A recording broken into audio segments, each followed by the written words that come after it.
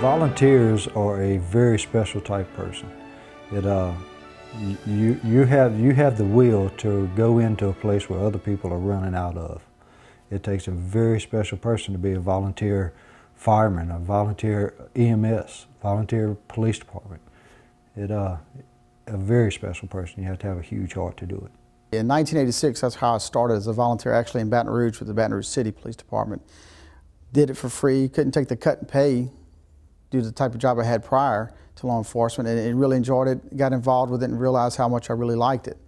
And we tried to work our reserves and hire from our reserves because we get to know them, see how they're working, get them acclimated to what we do. It's a very good program to have at any department as a reserve program because it does help to have the manpower. Every agency, I think, these days are stressed for manpower, and it does help with our manpower issues. A lot of our full-time deputies came from our reserve pool.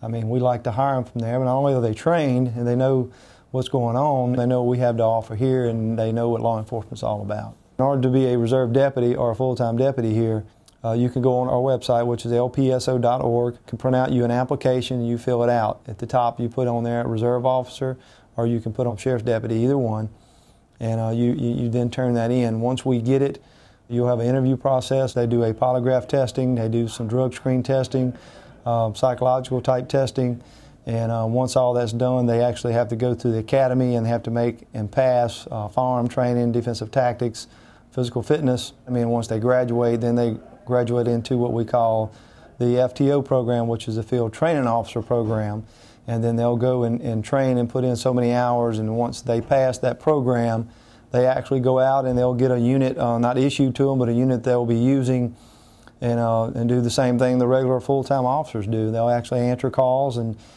make arrests and serve warrants and so all sorts of things just like the deputies do. Usually the average citizen would not know the difference. They would do the same powers that we would have as a full-time officer. We try to shield them in a way to keep them from any heavy call that would burden them for civil or criminal court years later because they might not be here a year or two from now. So we try to use them in a capacity that won't hinder a prosecution side of it at a later date. Basically, the only difference is one gets paid and one doesn't. I mean, that's basically it. We even have them that work on River Patrol. We have them that actually work in the jail facility. They also work in our communications. Our dive team is 100% volunteer dive team. Nobody on our dive team gets paid for any reason.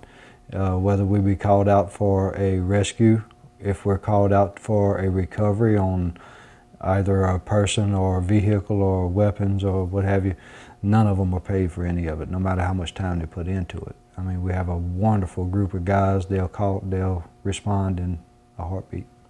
You have to be advanced open water certified to become a diver on our dive team. Then once you enter the dive team, you go through a lot of other training.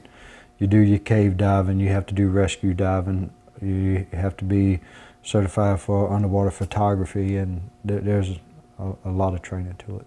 I would encourage people to try out or to look to join any volunteer department, whether it be our fire department or police departments. I mean, we're always in need of help, even if it's just a neighborhood watch. It always helps us out.